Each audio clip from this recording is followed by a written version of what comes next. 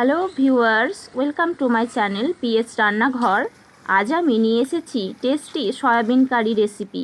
খুব সুন্দর জমিয়ে আর কষিয়ে যত্ন করে বানালে সয়াবিন এর কারি কিন্তু কষা মাংসের স্বাদকেও হার মানাবে। আমার মতো একবার বানিয়ে দেখুন, আশা করছি আপনাদের অসাধারণ লাগবে। আর আপনি যদি আমার এই চ্যানেলটাকে সাবস্ক্রাইব করে না থাকেন তাহলে একটা সাবস্ক্রাইব করার অনুরোধ রইল। তো চলুন শুরু করা যাক। তো দেখতেই পাচ্ছেন সয়াবিন কারি করার জন্য এখানে আমি 400 গ্রাম সয়াবিন নিয়েছি। এরপর এগুলোকে খুব ভালোভাবে পরিষ্কার করে নিয়ে আমি জল দিয়ে একবার ধুয়ে নিয়ে তারপর জলে একবার ফুটিয়ে নেব হাফ সেদ্ধ করার জন্য।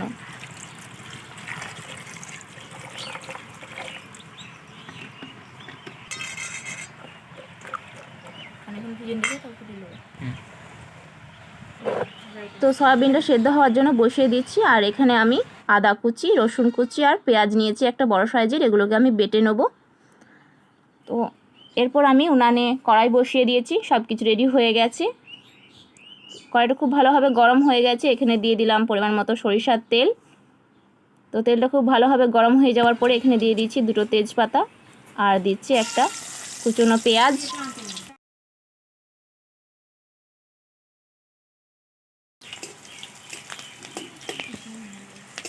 এরপর পেঁয়াজগুলোকে হালকা নেড়ে আমি একটু ব্রাউন করে ভেজে নেব।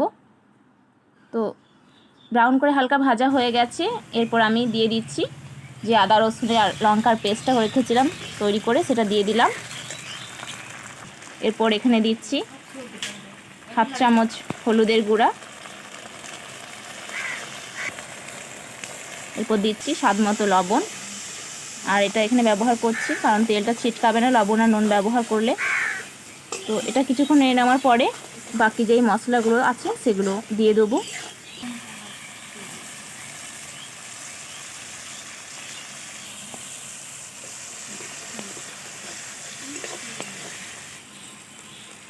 তো আদা রসুনটা কিছুক্ষণ নেড়ে নেওয়ার পরে এখানে দিয়ে দিচ্ছি 1 চামচ জিরা গুঁড়ো। এরপর দিচ্ছি হাফ চামচ ধনে গুঁড়ো। তো মশলাগুলো দেওয়ার পরে আমি একটু কষিয়ে নিচ্ছি। নেওয়ার পরে এখানে দিয়ে দেবো পেঁয়াজ বাটা, যেটা বেটে রেখেছিলাম আগে থেকেই। তো সেটা দিয়ে দিচ্ছি। আর এখানে পেঁয়াজ বাটা ব্যবহার করলে রান্নার স্বাদটা অনেকটাই বেড়ে যায়, খুবই সুন্দর লাগে সয়াবিনটা খেতে। তো মশলাটার সাথে পেঁয়াজ বাটাটাও আমি খুব ভালোভাবে কষিয়ে নিচ্ছি।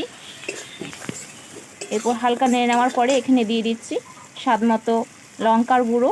আপনারা চাইলে এখানে রঙের জন্য কাশ্মীরি লঙ্কার গুঁড়ো ব্যবহার করতে পারেন, তবে আমার কাছে নেই বলে ব্যবহার করলাম না। তো মশলার সাথে আমি লঙ্কার গুঁড়োটাও খুব ভালোভাবে কষিয়ে নিচ্ছি। মশলাটা ততক্ষণ কষাতে থাকতে হবে যতক্ষণ না মশলার গায়ে থেকে তেল ছেড়ে আসে। এরপর দিয়ে দিলাম মশলার বাটি ধোয়া একটু জল।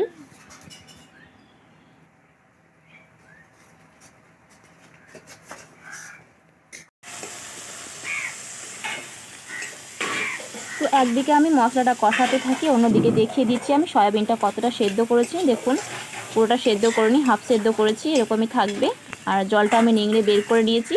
এরপর আমি মশলাটা কষানো হয়ে যাওয়ার পরে এখানে সয়াবিনটা দিয়ে দিচ্ছি। তো সয়াবিনটা দেওয়ার পরে আমি খুব ভালোভাবে মশলার সাথে কষিয়ে নিচ্ছি। এটাকে প্রায় 5 মিনিট মতো আমি কষিয়ে নেব, যাতে মশলা সয়াবিনের মধ্যে খুব ভালোভাবে ঢুকে যায়।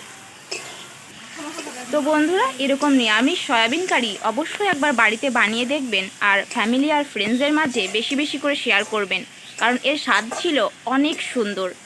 তো প্লিজ ভালো লাগলে একটা লাইক আর সাবস্ক্রাইব করে দেবেন।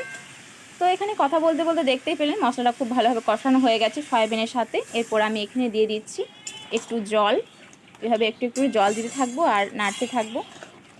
খুব বেশি জল দেওয়ার প্রয়োজন নেই, কারণ সয়াবিনটা আগে থেকেই হাফ সেদ্ধ করা আছে। খুব বেশি জল দিয়ে সেদ্ধ করলে সয়াবিন গলে যেতে পারে, তো রান্নার স্বাদ ভালো হবে না। আমি পরের মতো জল দিয়ে দিলাম, দিয়ে ঢাকা দিয়ে এটাকে আমি 5 মিনিট ফুটিয়ে নিলাম। 5 মিনিট ফুটিয়ে নেওয়ার পরে ঢাকনা খুলে দেখছি রান্নাটা হয়ে গেছে। এরপর আমি একটু নেড়ে এর মধ্যে কয়েকটা চিনি দিয়ে দেবো। তো আপনারা চাইলে এখানে চিনিটা বাদও দিতে পারেন, তবে চিনিটা দিলে রান্নার স্বাদটা অনেকটা ভালো হয়। তো খুব ভালোভাবে নেড়েচেড়ে এটাকে আমি নামিয়ে নেব।